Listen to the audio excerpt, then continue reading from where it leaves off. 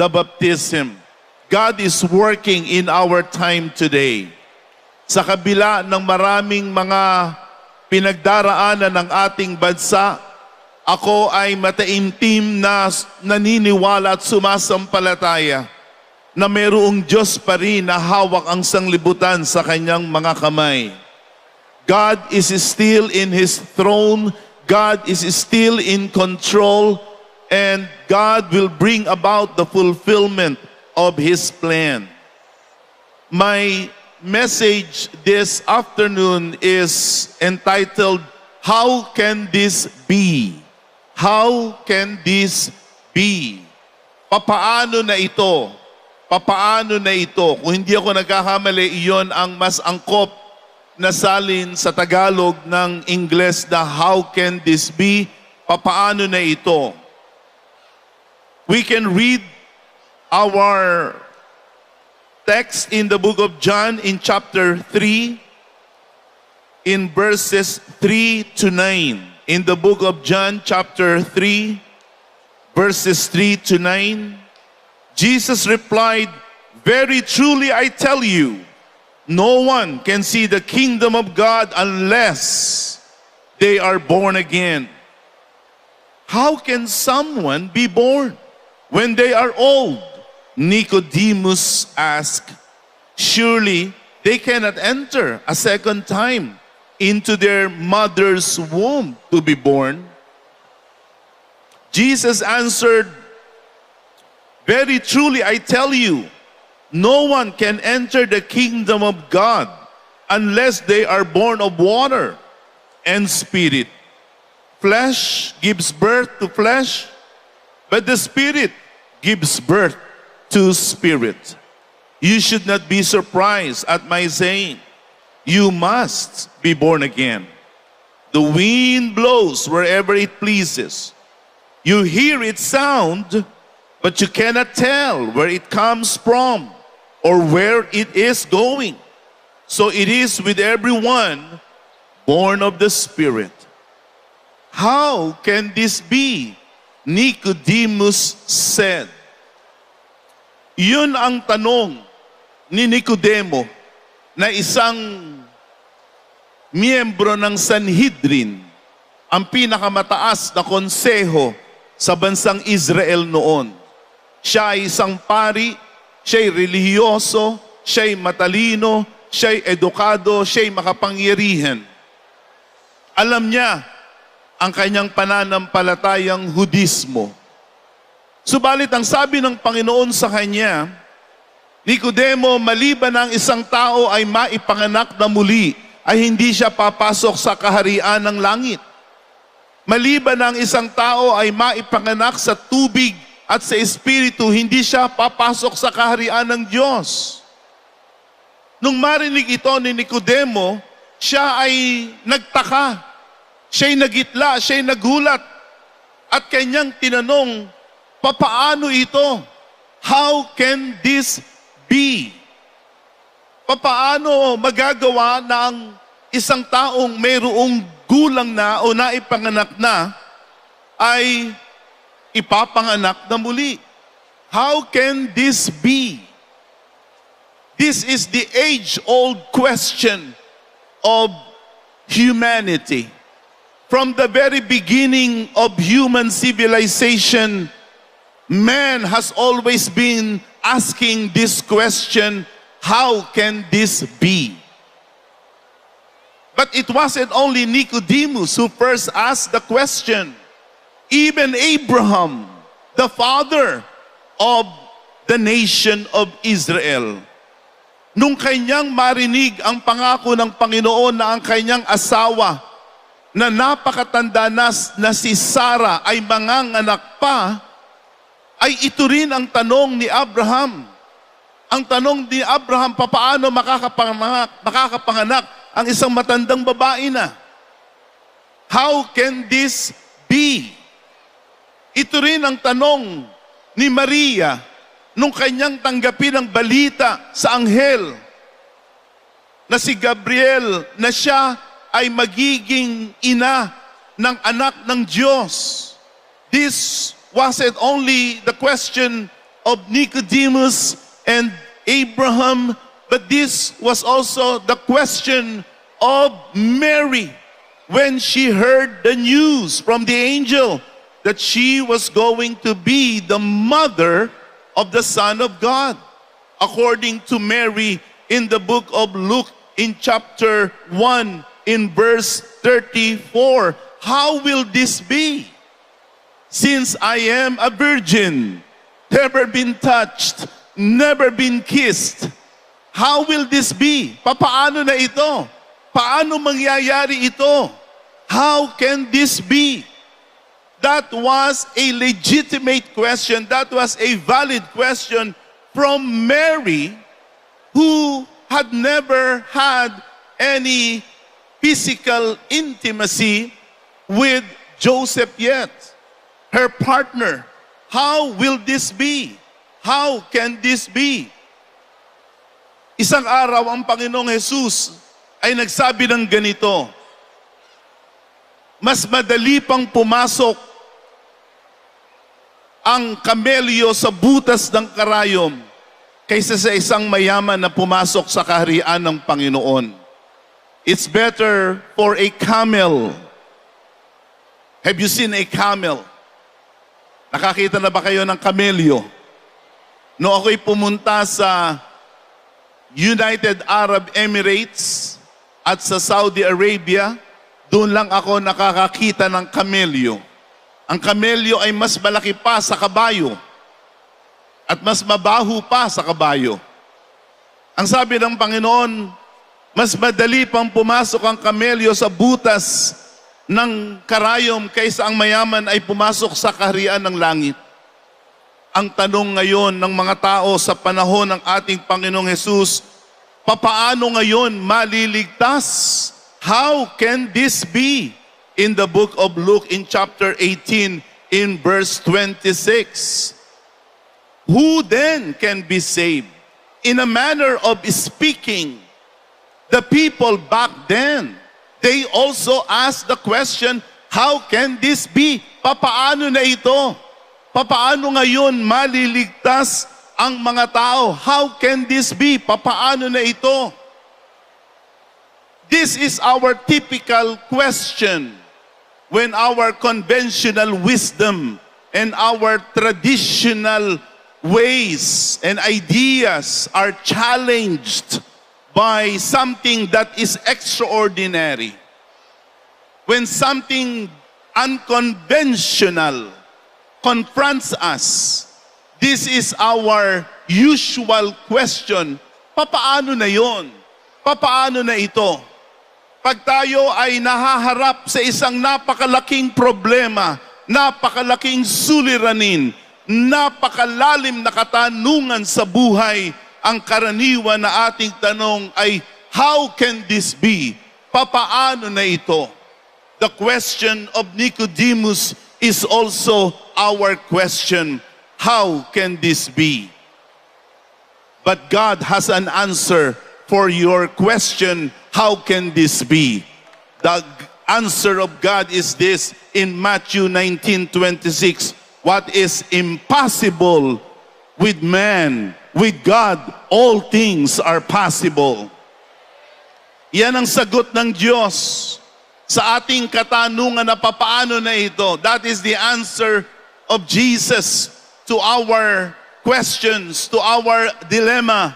How can this be? You see, there is nothing hard or impossible for God. Walang mahirap na gagawin ng Diyos. Wala siyang gagawin na hindi niya magagawa.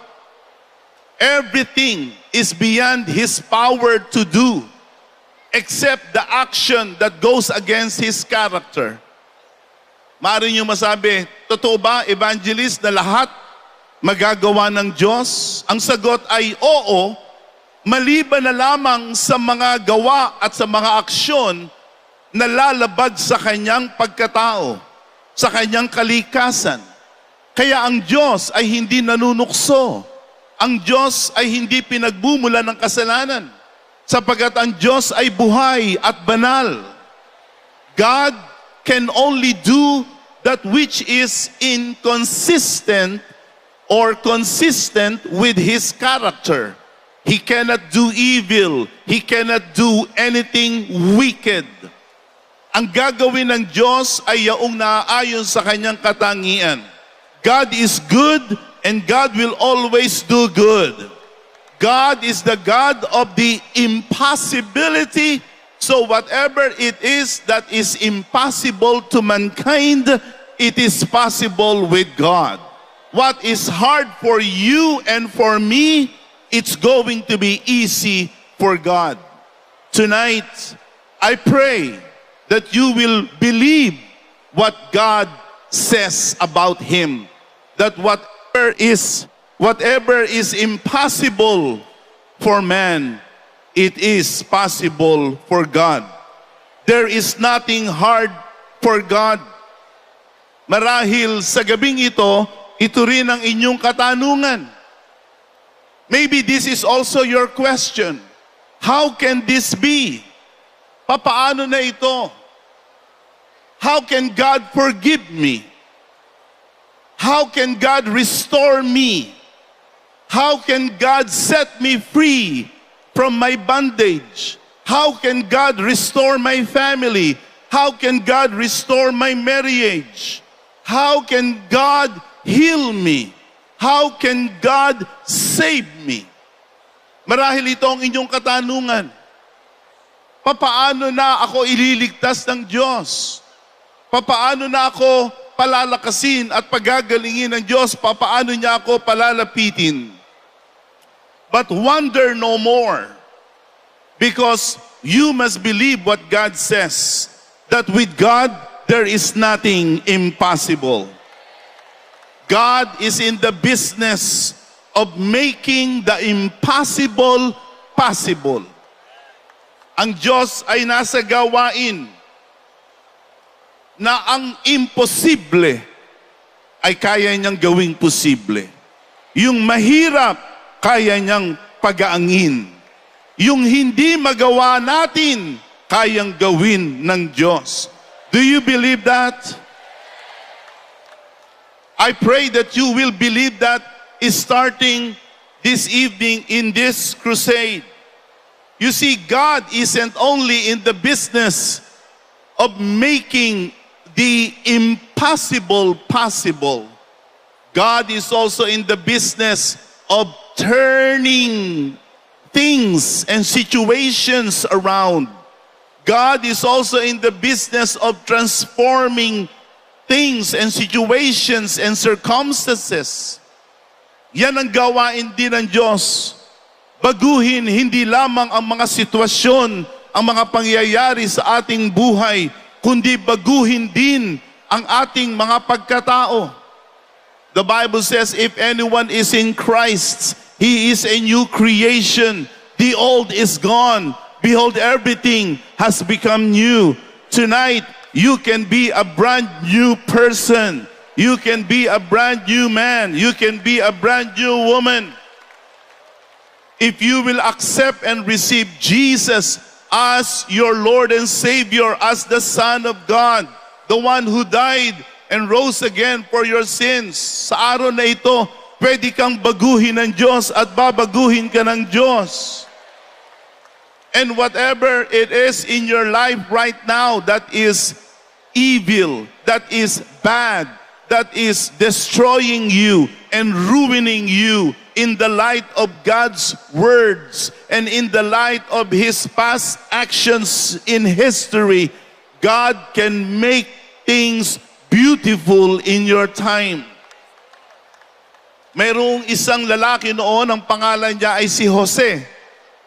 Siya ay inapi, siya ay sinamantala ng kanyang mga kapatid, at siya ay ipinagbili bilang isang alipin. At bilang alipin si Jose ay dinala sa Ehipto. At sa Ehipto, siya'y pinagbintangan ng isang krimen na hindi naman niya ginawa. Siya'y inosente. At siya'y nakulong ng mahabang panahon. Subalit, ang napakaganda kay Jose ay meron siyang pananampalataya sa Diyos. Meron siyang tiwala sa magagawa ng Diyos. Joseph, despite what happened to his life, he was sold by his brothers as a slave. In Egypt, he was accused of a crime he was innocent of, and he was also imprisoned and incarcerated.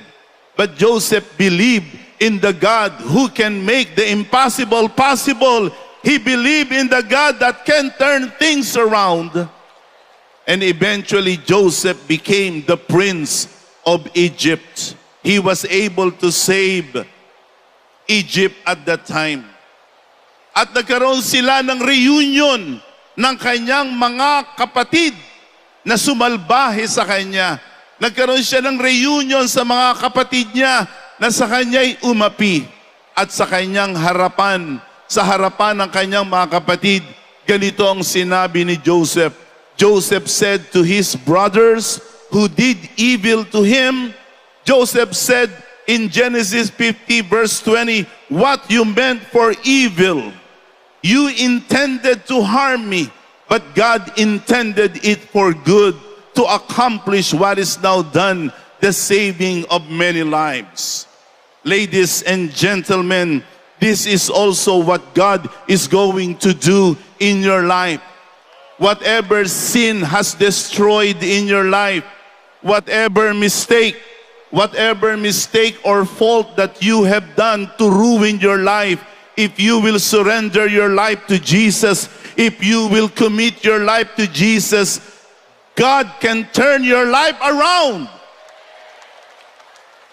What Satan intended to harm you, what other people intended to destroy you, if you are in Christ, God can intended it for good.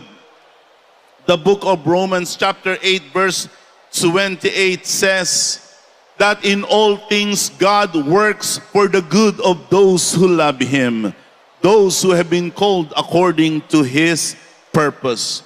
If you will love God with all your heart, with all your soul, with all your mind, if you will follow God's calling in your life, you will see God working for your good, for your favor, for your promotion, for your elevation, and for your salvation. Nais mo ba na makita ang Diyos na sa gumawa sa iyong buhay? Nais mo bang makita ang Diyos na ikaw ay itaas mula sa iyong pagkakababa? Nais mo ba na makita ang Diyos na ikaw ay ligtas sa iyong mga pagkaalipin? Nais mo ba na ikaw ay dalhin ng Diyos sa kaliwanagan mula sa iyong kadiliman?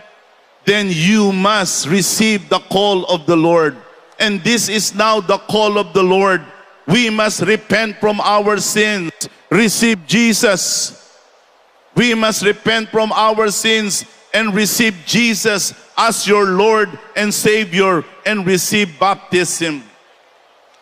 The greatest demonstration of God's power to change the impossible to possible, to make things hard and make it easy, they are best demonstrated at His death and at His resurrection.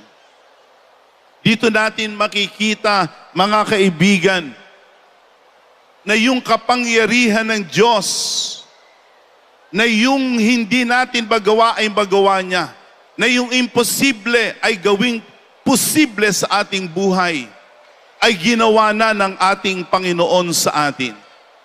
Jesus Christ had already achieved, Jesus Christ had already accomplished everything that we need in order to set us free from our sins, in order to bring us to Him. Whatever, how can this be question you have?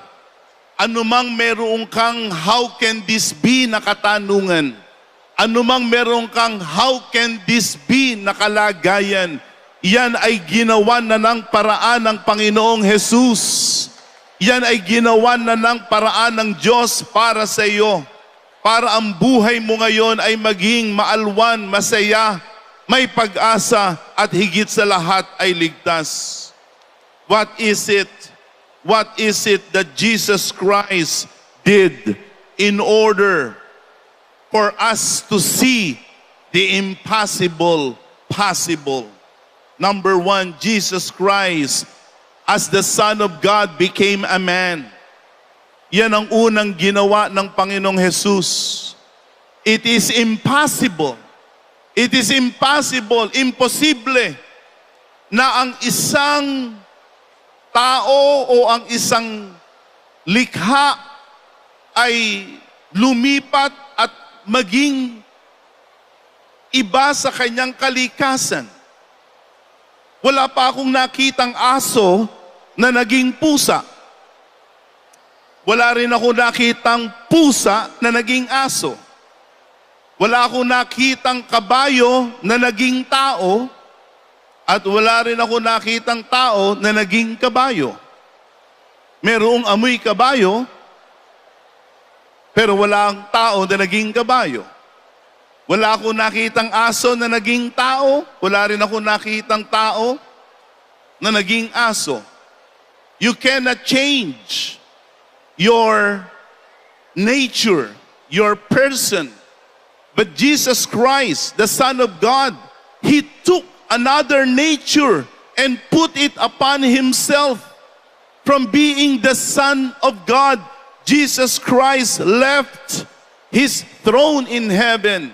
He did not consider it equality with God, something to be grasped, but made Himself nothing. He took the form of a human being, the form of a servant. That's what the Bible says in the book of Philippians in chapter 2, sa verse 6. Who, being very nature God, did not consider equality with God something to be to His own advantage. He made Himself nothing.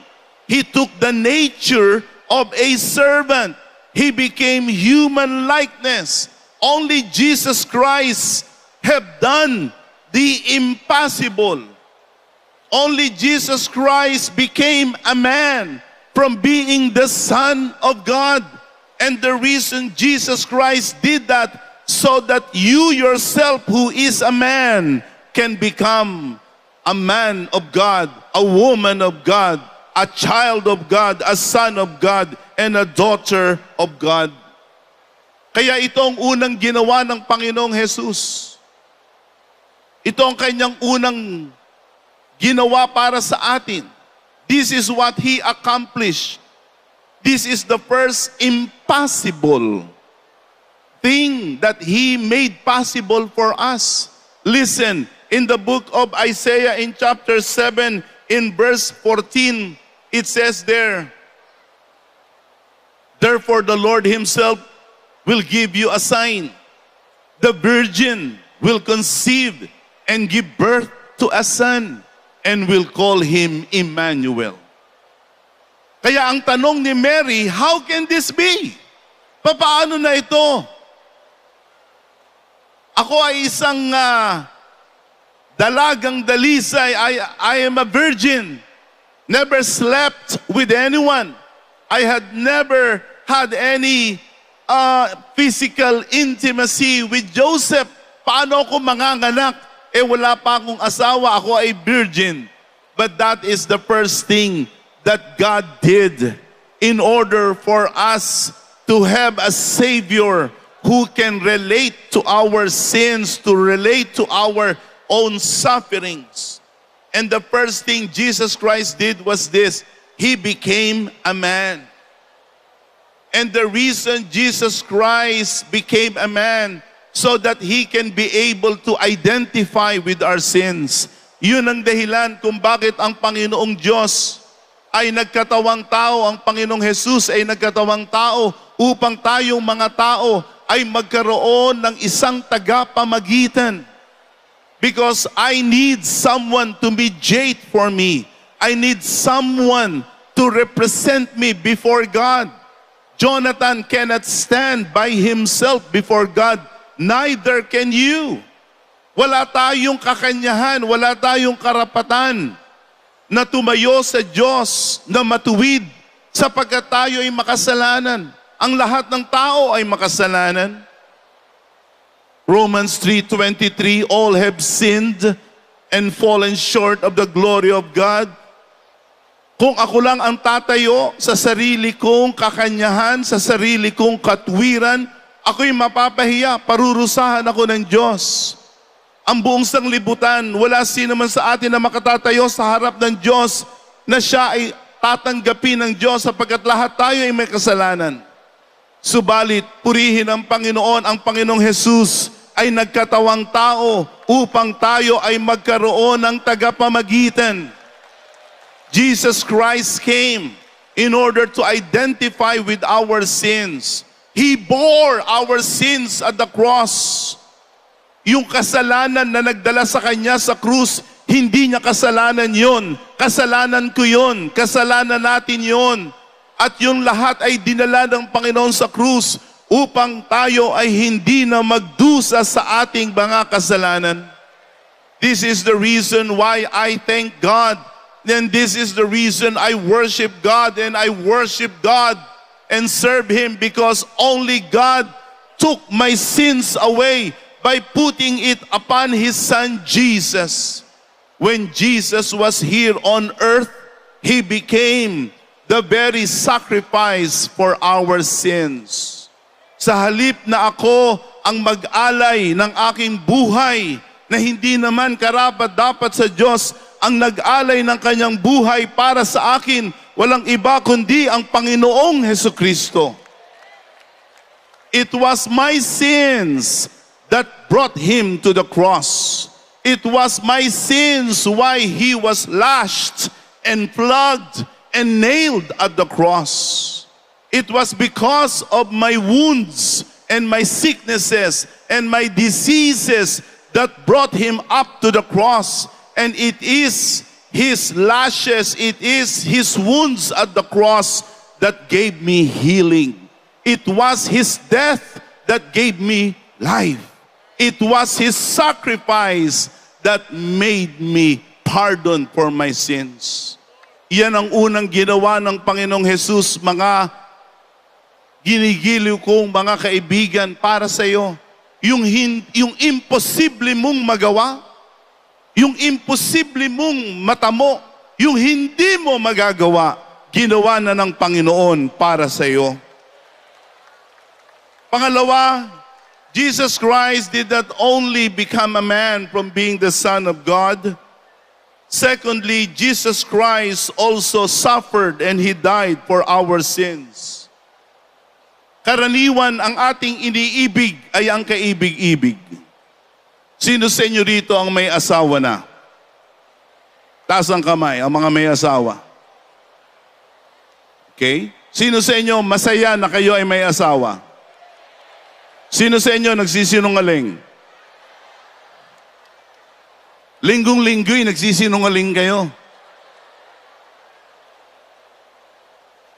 Kaya natin naging asawa, ang ating mga asawa, sapagkat sa ating pamantayan, sila ang sila ang pinakagwapo, sila pinakamaganda, sila ang pinakakaibig-ibig, pinakamabait, lahat na ng pinaka nasa kanila. Kasama ako dyan. I'm also married to the girl of my dreams. Her name is Marites. This coming December 1, we will celebrate our 26th anniversary. You know, every time I show our picture, ang mga tao nagaganon.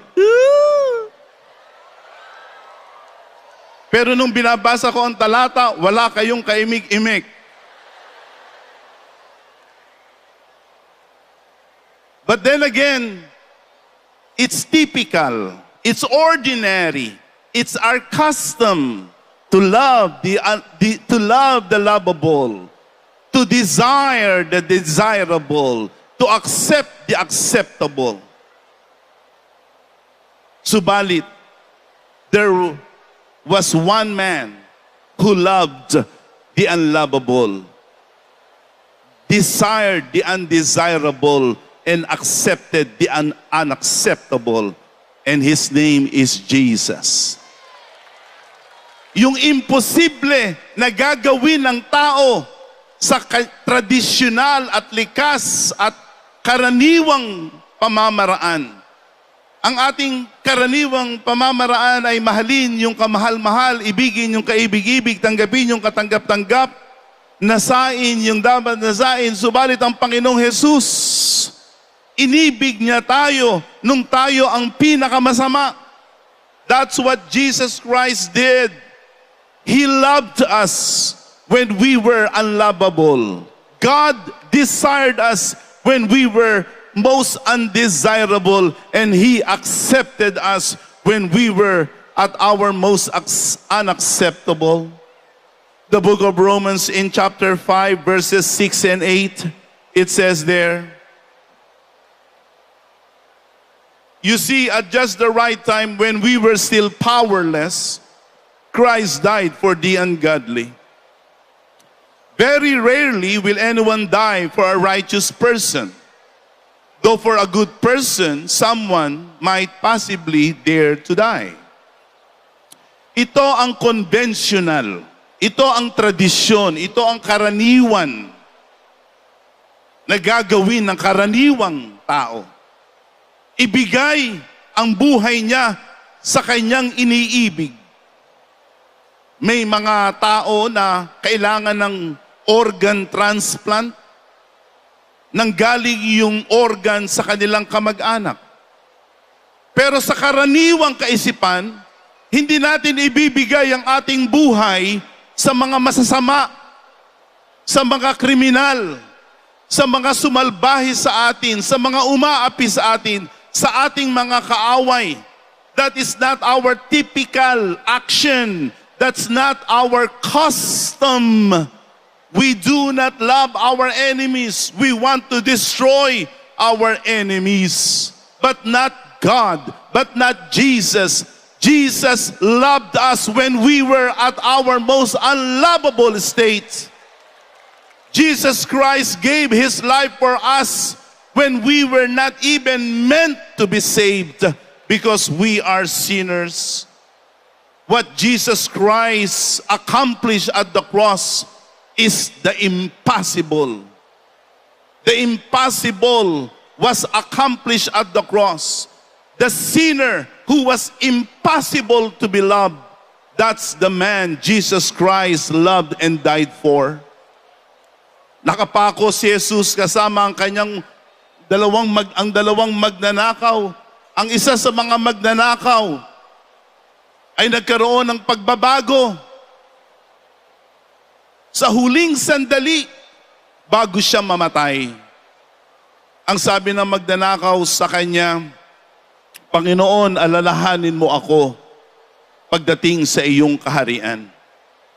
Tumingin ang Panginoon sa kanya at sinabi sa magnanakaw na iyon, ngayon din kakasamahin kita sa paraiso. I want you to know that it's not gonna be late for anyone who wants to be saved. Do you want to be saved? Do you want to experience heaven? Do you want to be forgiven of your sins? Do you want the impossible to become possible? Do you want your how can this be question be answered? Do you want your how can this be situation and problems to be solved? What you need to do is receive Jesus, accept Jesus, believe in Jesus as your only Lord and Savior. That's what the thief did. Kaya sa huling-huling sandali ng kanyang buhay, siya'y naligtas. I really believe that God will never lose any one of us to hell. Lahat ng dapat maligtas ay ililigtas ng Diyos. Walang tao sa impyerno. Naririyan pa ba kayo? Walang tao sa impyerno na doon ay hihingi ng paumanhin ang Diyos. Walang tao sa impyerno na kinauutangan ng Diyos ng paumanhin.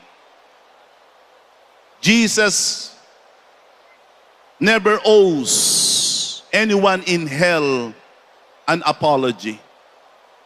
Walang kailangang sabihin ng Panginoon na ganito na, oops, pasensya na ha. Pasensya na, nakalimutan kitang iligtas eh. Kaya naindiyan ka sa impyerno, sa magpawalang hanggang kapahamakan. Pasensya na, Diyos lang ako. Nakakalimot din ako, lingat din ako. No, Jesus Christ never owes anyone an apology. Jesus Christ never owes any debt to anyone in hell. Because here on earth, Jesus Christ is giving man all the opportunity to be saved. And here at the Home Free Global Crusade, you have every opportunity to be saved. Do not wait for the last minutes of your life before you will make a turn around.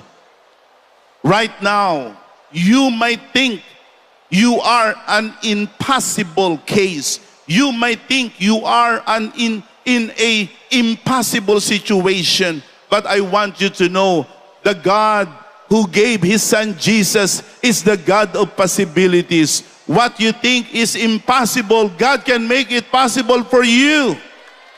If you think it is impossible for you to be saved, think again. You can be saved, and you must be saved right now. If you think your life circumstances cannot change for good, think again. The God who loves you, He can make your life better. Jesus Christ said that I have come that you might have life. That you might have life. This is Jesus Christ's aim. This is Jesus Christ's objective for you and for me, for us to have life and have it to the fullest. You can have your impossible to be made possible because Jesus Christ, He suffered and He died for our sins. Only Jesus Christ had done so. No man, no priests, no pastor, no imam, no motivational speaker, no celebrity, and not even yourself can save you. Listen, only Jesus Christ has come in order to save you from your sins. Only He was the one who suffered and He died specifically for you. And that is because He loves you. He loves you. He loves you not because you are lovable. He accepts you not because you are acceptable. He loves you because you are a sinner and He has come to save sinners. God is love. He does everything from His nature. Lahat ng ginagawa ng Diyos ay galing sa Kanyang kalikasan na Siya ay pag-ibig. Kaya hindi mo kailangang puwersahin, hindi mo kailangang pilitin ng Diyos na iligtas ka.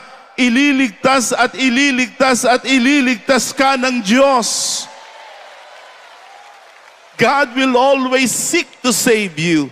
And He has already sent His Son Jesus to seek and to save that which was lost. Jesus Christ came as our greatest physician, and He came for us who are sick, who are wounded, and who are broken.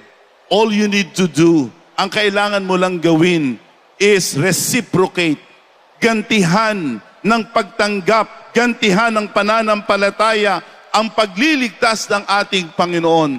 Sa gabing ito, ikaw ay ililigtas ng Diyos. Ikaw ay tatanggapin ng ating Panginoon.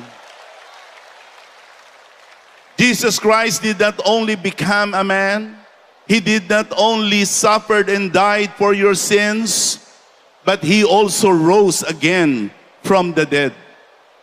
All founders of religions have died, and they even now remain dead under the earth in their graves, decomposing, or they have already become dusts or skeleton. Tanging si Jesus ang namatay at nabuhay na muli para sa ating kaligtasan. Only Jesus Christ has died and rose again. That, ladies and gentlemen, is another model, another specimen of God's ability to make the impossible possible. Listen, do you really believe that the dead can rise again? Christians believe in the resurrection. In the book of John, in chapter 11, in verse 25 to 26, the words of Jesus Christ said, I am the resurrection and the life. The one who believes in me will live, even though they die. That is the resurrection. Whoever lives by believing in me will never die. Do you believe this? You cannot be a Christian. You cannot be a Christian. In the realest sense of the word, if you will not believe in the resurrection, kung hindi mo sasampalatayanan, paniniwalaan ang pagkabuhay na maguli. Because Jesus Christ himself said, I am the resurrection and the life. Do you believe it? If you will believe it, then you will experience it. In fact, maya-maya ay aking kayong aanyayahan at aking kayong tatanungin kung kayo ay sumasampalataya na si Jesus ay namatay at nabuhay na muli. Kung iyan ay inyong sasampalatayanan sa inyong puso at inyong bibigkasin na may pananampalataya, ililigtas tayo ng Panginoon. The resurrection of Jesus is at the very foundation of Christianity. Without resurrection, there is no Christianity. Kung walang pagkabuhay na maguli, walang Kristyanismo. Kung walang pagkabuhay na maguli, walang Diyos, walang Jesus. Umuwi na tayo, gumawa na tayo ng kasalanan hanggang sa gusto natin. Wala akong kabuluhan na ako'y mangaral kung si Jesus ay hindi nabuhay na muli. Kung hindi nabuhay na muli si Jesus, huwag na kayong manampalataya. Nag-aaksaya lang kayo ng panahon nyo. Subalit ang katotohanan ay hindi mapapasubalian. The truth of the matter cannot be denied. It cannot be negated. And this is the truth of the matter. Jesus Christ died and He rose again from the dead. And the resurrection of Jesus is our model of our own resurrection. Don't you know that? Yung pagkabuhay na maguli ng Panginoon, iyon ay Kanyang ginawa para ipakita sa akin at sa iyo na yan din ang mangyayari sa atin na sasampalataya sa Kanya. There will come a time that there will be a resurrection of all those who have believed in Jesus. They will be resurrected and they will go to heaven. But there is another resurrection, that is the resurrection for hell. Lahat din ng namatay na walang kaligtasan, lahat ng namatay na walang kaligtasan, sila'y bubuhayin muli at sila'y itatapon sa dagat-dagatang apoy sa impyerno. Subalit sa gabing ito, you can have the assurance of the resurrection unto life. Would you like to experience resurrection to life instead of resurrection to death in hell? All you need to do, ang gagawin mo lang, sasampalataya ka sa iyong puso. Si Jesus ay namatay at nabuhay na maguli at ikaw ay maliligtas. This is what you need to do. In 1 Corinthians chapter 15, 55 to 57, it says here, where, O death, is your victory? Where, O death, is your sting? The sting of death is sin. The power of sin is the law. But thanks be to God who gives us victory through our Lord Jesus Christ. Ladies and gentlemen, there is victory waiting for you right here, right now in this place. You can overcome. You can be able to overcome and triumph the impossibilities in your life. Sa palagay mo, imposible ka na magbago? Sa palagay mo, imposible ka na mapalaya sa lahat ng iyong mga bisyo? Sa palagay mo ba ay imposible na ikaw ay magbago at maligtas? Wala nang imposible. Sapagkat ang Panginoong Jesus, yung imposible ay ginawa niya ng posible sa iyo. Ngayon, maaari kang maligtas. Ngayon, maaari kang mabago. Ngayon, maaari kang gumaling. Ngayon, maaari kang mapalaya sa lahat ng iyong mga kasalanan. Sapagkat yung pinakamahirap, ginawa ng madali ng Panginoon sa atin. So, what is your how can this be question?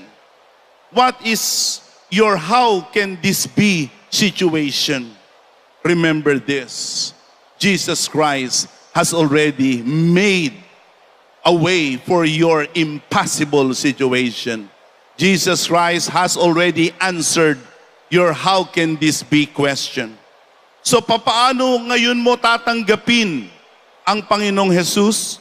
Tatlong paraan. Number one, you must receive Jesus. Tatanggapin mo si Jesus. Ano ibig sabihin ng tatanggapin mo si Jesus?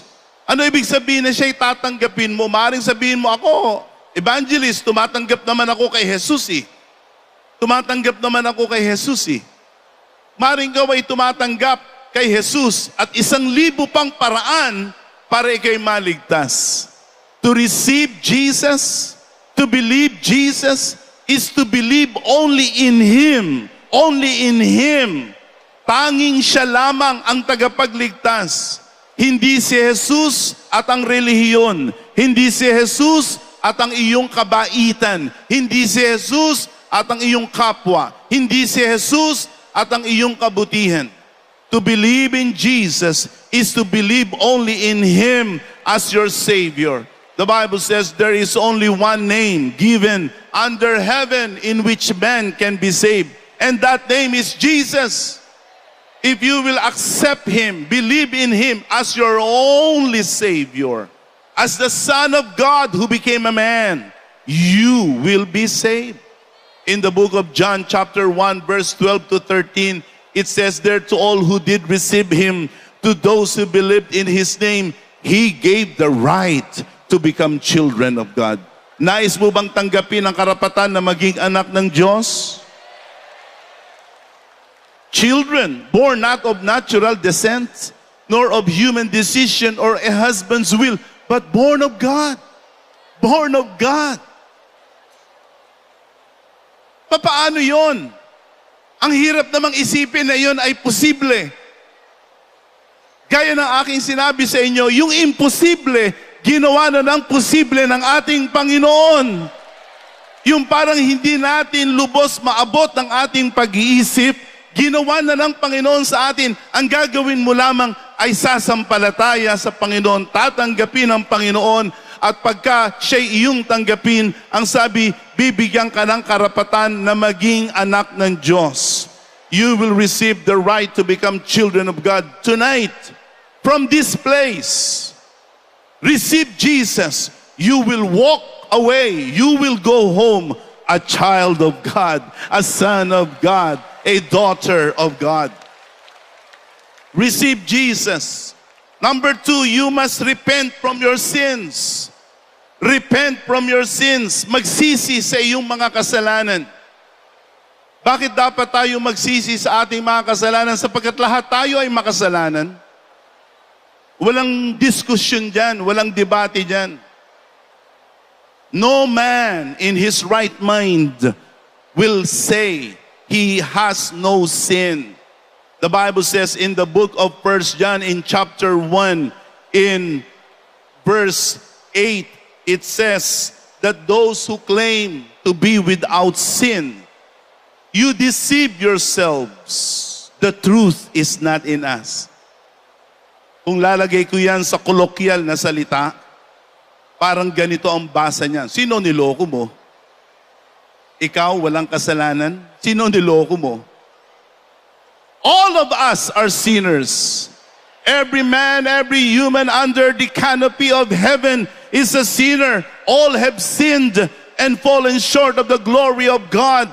But if you will repent, in verse 9, the Bible says, God is faithful, He is just, and He will forgive you of your sins. He will purify you from your unrighteousness.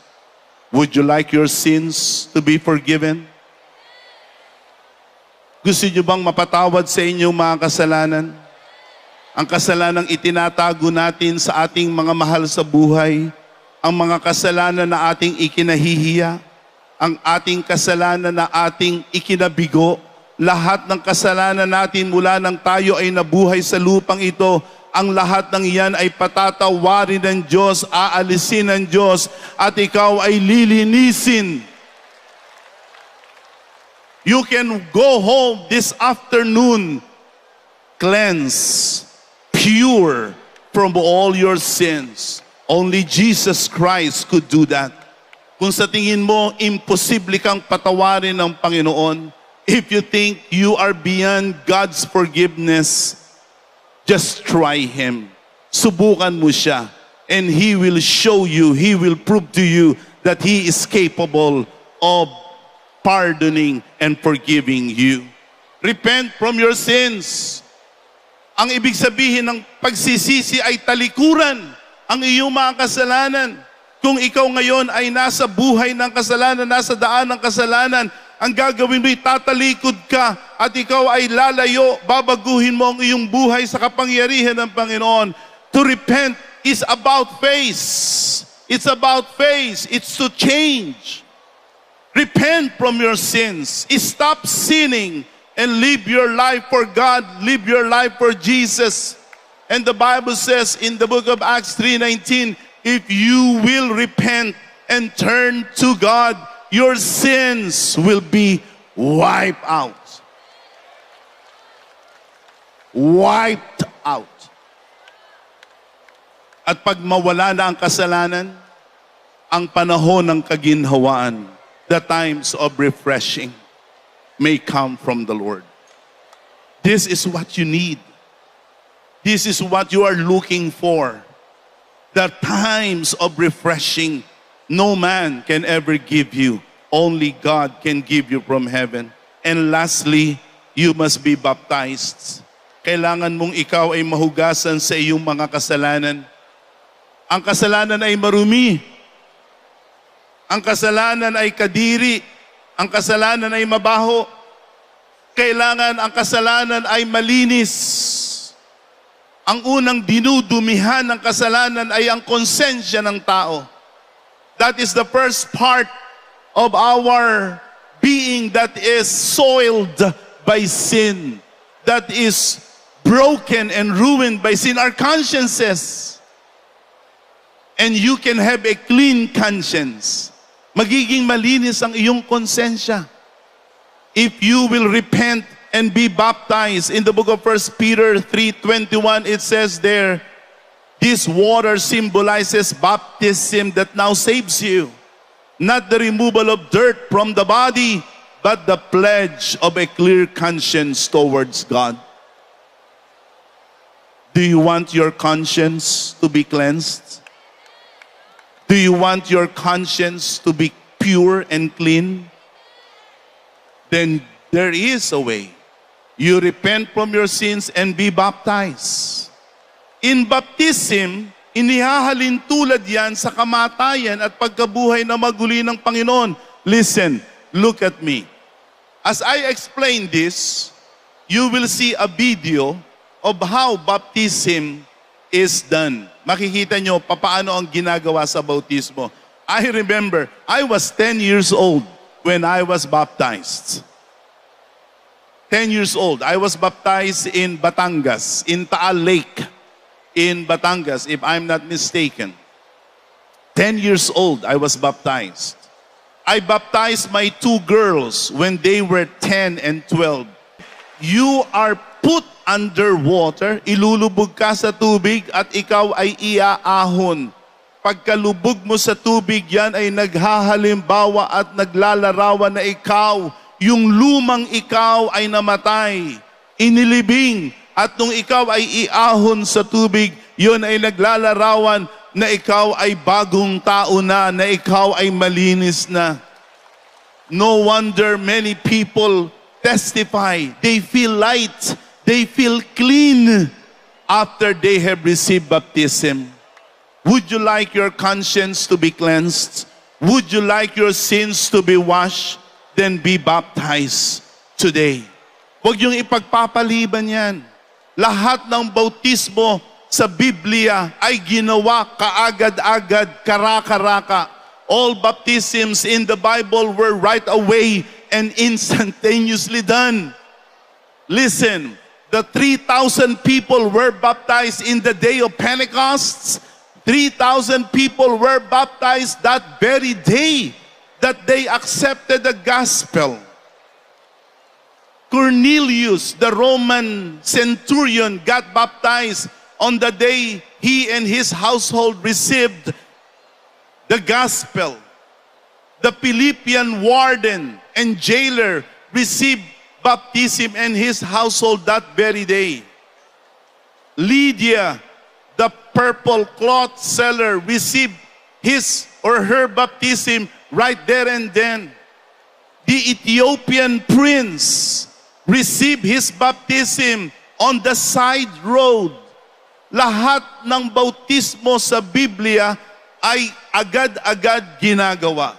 That is the way of the Bible. Tonight, you can be baptized. You should be baptized.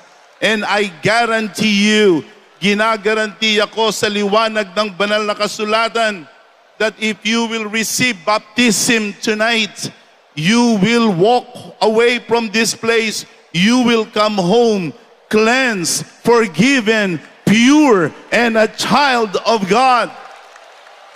In the book of Acts 22, in verse 16, it says there, what are you waiting for? Ano pang iyong hinihintay? Tumayo ka. What are you waiting for? Get up. Get up. Stop dilly-dallying. Stop procrastinating. Huwag ka nang magmanya na habit. Be baptized. Wash your sins away. Call upon His name. If you do that, kung gagawin mo yan, minamahal kong kaibigan, sa liwanag ng Biblia, sa gabing ito, magiging anak ka ng Diyos. Would you like to experience that? Would you like the impossible to be possible? Would you like to be forgiven of your sins? Sa ilang sandali, hihilingin ko na kayo ay tumayo at hihilingin ko na kayo ay dumako dito sa harapan. Subalit mananalangin muna tayo. Mananalangin muna tayo. Ama naming Diyos, narito ang mga tao. Nakatanggap sila ng iyong mensahe, nakatanggap sila ng iyong mga salita. Nais mo na sila'y iligtas. Nais mo na sila'y tumanggap ng karapatan na maging anak mo. Ikaw ang Diyos ang kumilos sa kanila. In this crusade, maybe you're watching this crusade in one of our houses of worship or in the privacy of your home. God is also listening to you. You see, God isn't only the God of masses, He is also the God of individual. He listens to individual prayer. He sees the individual hearts. Wherever you are right now, you can also join us. Receive also Jesus Christ. Repent from your sins. You can be baptized in any of the PMCC Fort Watch Church that is nearest to you.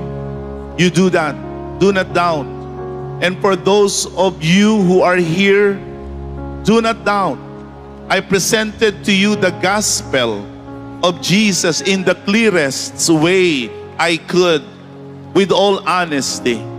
And just in case I am not clear, I am making this clear to you.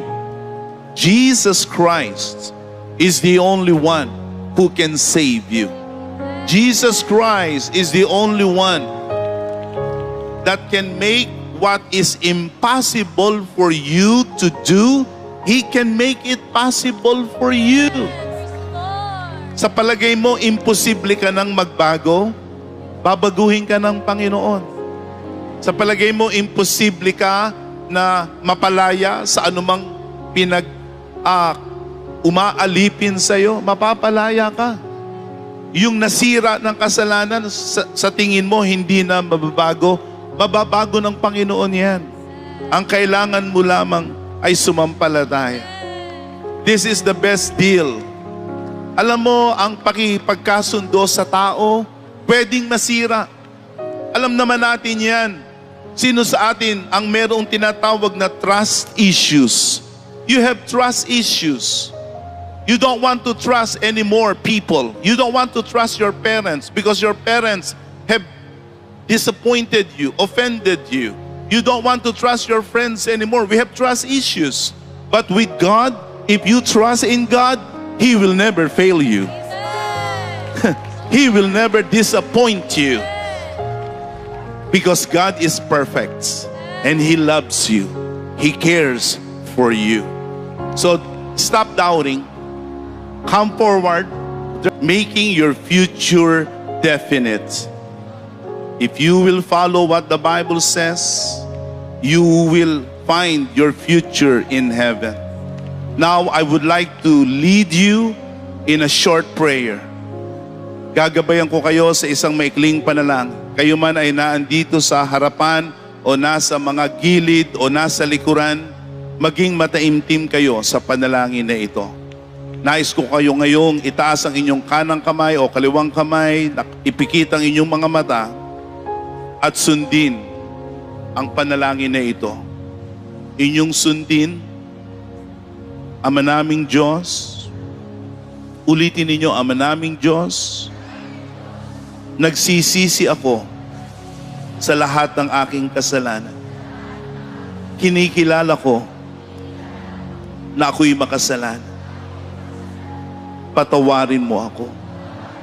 Linisin mo ang aking mga kasalanan sa pamamagitan ng pagsisisi ko at bautismo. Aking kinikilala ang iyong bugtong na anak na si Jesus, na siyang naghirap at nagdusa, namatay at nabuhay na muli para ako'y maligtas. Panginoong Jesus, baguhin mo ako. Pumasok ka sa aking puso at maghari. Salamat sa iyong pag-ibig. Salamat sa iyong pagmamahal sa akin. Ito ang aking dalangin sa iyong pangalan. Amen.